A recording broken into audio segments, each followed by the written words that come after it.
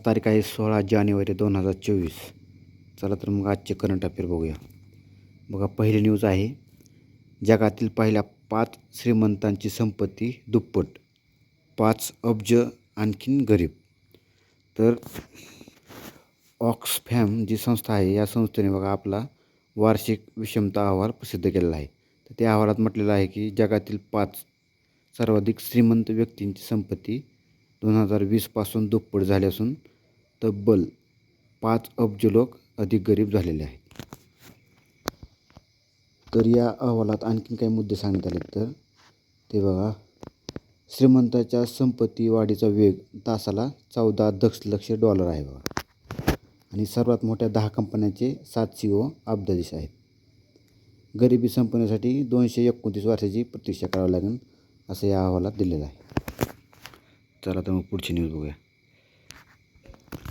बघा, पुढची न्यूज, राज्यभरात गाव तिथे गोदाम. बघा, राज्याच्या पणन विभागाने गाव तिथे गोदाम उभे करण्याचा निर्णय घेण्यात आलेला आहे. तर कृषी माल साठवणुकीची क्षमता वृद्धी करण्यासाठी गाव तिथे गोदाम उभे करण्याचा निर्णय घेण्यात आलेला आहे. तर कृषी मालाची मूल्यवृद्धी करणे, छोट्या शेतकऱ्यांसाठी पायाभूत सुविधा निर्माण करणे, गोदाम क्षेत्रात खाजगी गुंतवणूकदारांना प्रोत्साहन देणे यासाठी राज्यात गाव तिथे गोदाम बांधण्यात येणार आहे.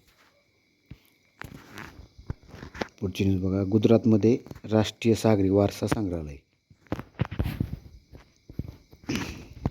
केंद्रीय बंदरे, जहाज आणि जल परिवहन मंत्रालयाच्या वतीने लोथल येथे राष्ट्रीय सागरी वारसा संग्रहालय उभारण्यात येणार आहे. तर लोथल हे ठिकाण आहे ते सिंधू संस्कृतीतील एक महत्त्वाचे बंदर पण होते बघा. या संग्रहालयामध्ये समृद्ध आणि वैविध्यपूर्ण सागरी वारसा प्रदर्शित करण्यासाठी प्रत्येक राज्याकरता एक स्वतंत्र दालन पण प्रस्तावित आहे बघा. तर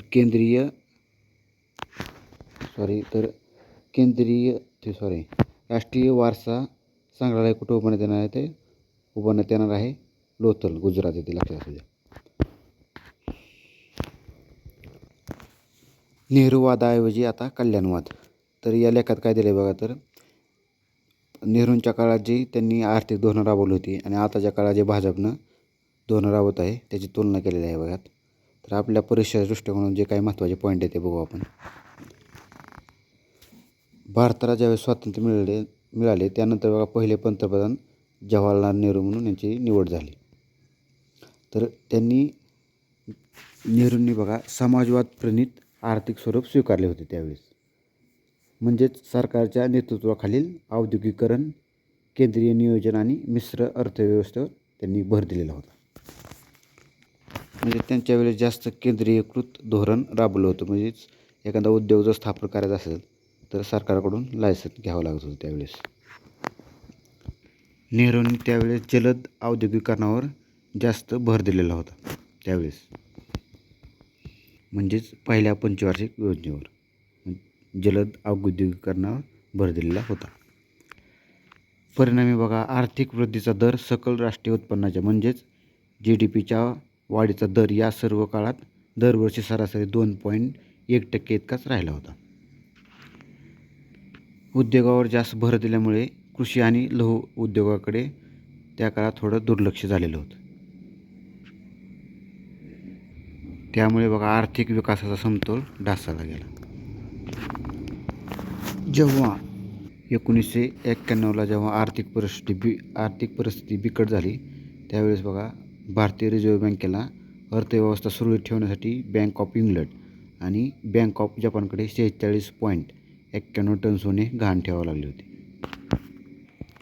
तर 1991ला बघा ज्यावेळेस अर्थसंकल्पात वाढती तूट, परकीय चलनाची गंगाजळी आटली होती त्यावेळेस आपण 1991ला उदारीकरणाचे धोरण स्वीकारले होते. त्यावेळेस पंतप्रधान कोण होते तर V. नरसिंह राव आणि अर्थमंत्री होते मनमोहन सिंग.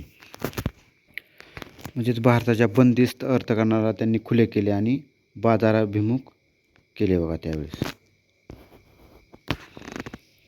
उदारीकरण, जागतिकीकरण आणि खाजगीकरणाला प्रोत्साहन देण्यात आले त्यावेळेस. भाजपच्या काळात ज्या योजना राबवल्या गेल्या त्या इथे दिलेल्या आहेत. तर मेक इन इंडियासारख्या उल्लेखनीय उपक्रमांचे उद्दिष्ट सन 2025पर्यंत उत्पादन क्षेत्राचा GDPमधील वाटा 25% वाढून 100 दशलक्ष रोजगार निर्माण करण्याचे आहे. बघा, GST कधी लागू झाले तर जुलै 2017मध्ये. GST संकलनाच्या रकमेतील वार्षिक दरवाढ किती सुमारे आहे 11%. आणि प्रधानमंत्री जनधन योजनेत सारख्या कल्याणकारी योजनांचा लक्षणीय परिणाम समाजातील वंचित उपेक्षित घटकांच्या आर्थिक समावेशनावर झालेला आहे.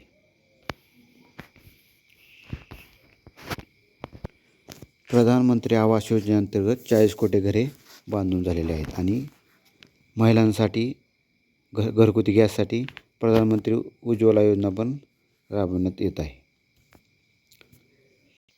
या लेखात बघा, भाजपच्या काळात जी धोरणं राबवली आणि नेहरूंनी जी धोरणं राबवली याची तुलना केलेली आहे. चला आता आपण महत्त्वाचे पॉईंट बघितलेले आहेत. कराची अधिवेशनाविषयी आपण काल चर्चा केली होती, जे 1931ला पार पडलं होतं. तर कराचे अधिवेशन झाल्यानंतर गोलमेज परिषदा पार पडल्या होत्या आणि त्यात बऱ्याच प्रकारचं मंथन झालं होतं. अखेरीस लॉर्ड लिनलिथगो यांच्या नेतृत्वातील संयुक्त निवड समितीने 1935चा भारत सरकार कायदा तयार केला. परत ब्रिटिश संसदेने तो संमत केला. ब्रिटिशांच्या प्रशासकीय इतिहासातला हा कायदा सर्वात मोठा लिखित दस्तऐवज आहे. कोणता? 1935चा कायदा. हा कायदा बघा 11 भागात आणि 10 परिशिष्टामध्ये विभागलेला आहे. त्यात पुन्हा स्वतंत्र प्रकरण आहेत. सुमारे 2000हून अधिक संसदीय भाषणांच्या आधारे या कायद्याचा मसुदा तयार करण्यात आला होता. तर या 1935च्या कायद्याने बघा भारताला संघराज्याच्या प्रारूपाची म्हणजेच फेडरल मॉडेल दिशा दिली होती. सत्तेचे अलगीकरण सेपरेशन हेच सत्तेचे आडवे विभाजन आहे, ज्याद्वारे विधिमंडळ, कार्यकारी मंडळ, न्यायमंडळ असे विभाजन करण्यात आले होते. या 1935च्या कायद्याने केंद्र पातळीवर कायदेमंडळ आणि कार्यकारी मंडळ तयार करावे असे म्हटले होते, तर प्रांतिक मंडळे आणि संस्थांनी ही दुसरी पातळी निर्धारित करण्यात आली होती. केंद्रीय पातळीवर विधिमंडळाचे 2 सभागृहे असतील असे सुचवले गेले होते. या कायद्यानुसार बघा केंद्राकडे अधिक अधिकार ठेवण्यात आले होते. संरक्षण, परराष्ट्र धोरण यासारखे प्रमुख विषय गव्हर्नर जनरलच्या अखत्यारीत होते. याच कायद्याने फेडरल कोर्टाची स्थापना करण्यात आली होती आणि रिझर्व्ह बँकेची स्थापनाही याच कायद्याअंतर्गत झाली होती. लोकसेवा आयोगाची स्थापनाही या 1935च्याच कायद्याने झालेली होती. बघा, तर या 1935च्या कायद्यावर बघा भारताचे आर्थिक शोषण करणारे गुलामीचे संविधान अशी टीका काँग्रेसने केलेली होती. तुम्ही वाचताना इतिहासाच्या पुस्तकामध्ये 1935च्या कायद्याविषयी व्यवस्थित माहिती वाचून घ्यायची. आणि 1935च्या कायद्यातल्या 250हून अधिक तरतुदी बघा आपल्या संविधानात घेण्यात आलेल्या आहेत. औद्योगिक क्रांती. काल आपण पहिल्या औद्योगिक क्रांतीविषयी चर्चा केली होती. आज आले दुसऱ्या औद्योगिक क्रांतीविषयी. पहिल्या औद्योगिक क्रांतीचा उगम कुठं झाला होता तर ग्रेट ब्रिटनमध्ये झाला होता. तर दुसरी औद्योगिक क्रांती ब्रिटन, अमेरिका, जर्मनी, इटली आणि जपान या देशामध्ये सुरू झाली होती. तर दुसऱ्या औद्योगिक क्रांतीचा कालावधी काय मानला जातो तर 1870 ते 1914. तर दुसरी औद्योगिक क्रांती ही तंत्रज्ञाना आधारित क्रांती होती असे मानले जाते. तर पहिली क्रांती कशावर आधारित होती तर वाफेच्या इंजिनावर. दुसऱ्या औद्योगिक क्रांतीत बघा पोलाद, वीज निर्मिती आणि रसायन या 3 क्षेत्रात फार मोठी झेप घेतलेली होती.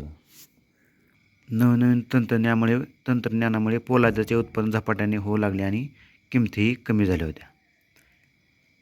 मोठ्या प्रमाणात पोलाद निर्मितीमुळे रेल्वेचे मोठे जाळे निर्माण झाले. तसेच पोलादाच्या वापराने मोठमोठी आणि वेगवान जहाजे बांधणे सुकर झाले होते. विजेचा वापरही वेगवेगळ्या क्षेत्रात होऊ लागला. तर 1879 मधील विजेच्या दिव्याचा शोध लागला होता. रसायन क्षेत्रातील सर्वात महत्त्वाचा शोध म्हणजे 1907मधील प्लास्टिकचा शोध. याच काळात बघा कृत्रिम रसायने, रासायनिक खते, कृत्रिम रंगद्रव्ये, स्फोटके, ॲस्पिरिनसारखी औषधी द्रव्ये अशा अनेक क्षेत्रामध्ये मोठ्या प्रमाणावर शोध लागले.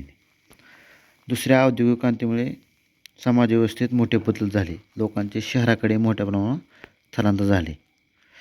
शहरे ही रोजगाराची आणि अर्थव्यवस्थेची केंद्रे झाली आणि शहरीकरणात भेडसावणाऱ्या समस्येला याच काळात सुरुवात झाली. मुख्यमंत्री आणि त्यांचं शिष्टमंडळ बघा दावोससाठी गेलेलं आहे. त्या खर्चाविषयी मोठी चर्चा झाली. तर त्या दावोसमधल्या परिषदेविषयी यात माहिती आलेली आहे. बघू आपण महत्त्वाचा पॉईंट. ही परिषद दावोसमधील जी परिषद आहे तर ती दरवर्षी जानेवारी महिन्यात आयोजित केली जाते. दावोस परिषदे मुख्यालय कुठे आहे तर जिनेवामध्ये. आणि ब्रीदवाक्य काय आहे तर जगाची स्थिती सुधारण्यासाठी कटिबद्ध. जागतिक आर्थिक परिषदेची स्थापना क्लाऊस श्वाब यांनी 1971मध्ये केली होती. श्वाब हे अर्थतज्ज्ञ व प्राध्यापक होते. जागतिक पातळीवर राजकीय, सामाजिक आणि आर्थिक मुद्द्यावर सहकार्य वाढावे या असा त्या परिषदेच्या स्थापनेमागील उद्देश होता. तर जागतिक समस्यावर सार्वजनिक आणि खाजगी क्षेत्रातील भागीदारांचा एकत्र आणून चर्चा घडवण्याचे काम या परिषदेच्या माध्यमातून केले जाते. तर परिषदेला उपस्थित कोण कोण असतं तर जगभरातील धोरणकर्ते, आघाडीच्या कंपन्या, तसेच अमेरिकेच्या अध्यक्षापासून युरोपियन समुदाय, संयुक्त राष्ट्रे यांच्या प्रमुखांचेही समावेश असतो. तसेच आंतरराष्ट्रीय पातळीवर अर्थतज्ज्ञ, विचारवंत, स्वयंउद्योजक, स्वयंसेवी संस्थांचे प्रमुख, सामाजिक कार्यकर्ते आणि संशोधक मंडळी. तसेच या परिषदेत बघा अनेक देश व राज्ये त्यांचे दालन मांडून गुंतवणूकदारांना आकर्षित करण्याचा प्रयत्न करतात.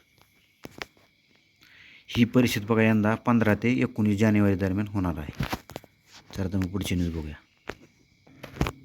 बघा ब्रिक्स विषय आहे पुढची न्यूज.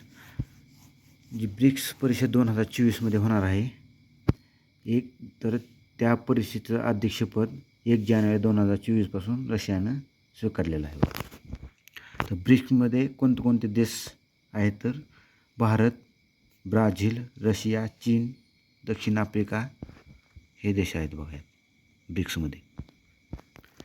बघा ही पुढची न्यूज बघा. यातून एक पॉईंट महत्त्वाचा आहे. चीफ इकॉनॉमिक आउटलुक अहवाल कोण प्रसिद्ध करते तर वर्ल्ड इकॉनॉमिक फोरम. एवढाच पॉईंट लक्षात असू द्या. आंतरराष्ट्रीय विद्यार्थ्यावर कॅनडा मर्यादा आणणं, यातला एक पॉईंट महत्त्वाचा आहे.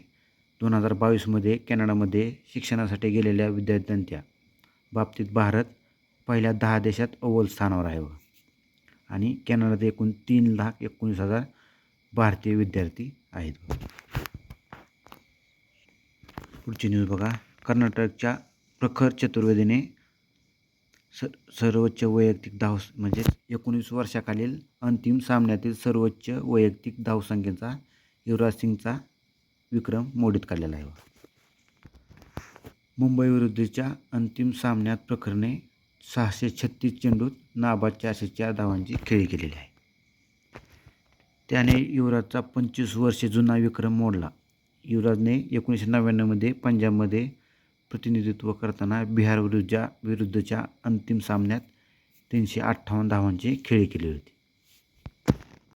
युवराज सिंगने बघा 358 धावांची खेळी केली होती, तर प्रखरने 404 धावांची खेळी केलेली आहे. चला तर मग आज एवढ्याच न्यूज महत्त्वाच्या आहेत. धन्यवाद.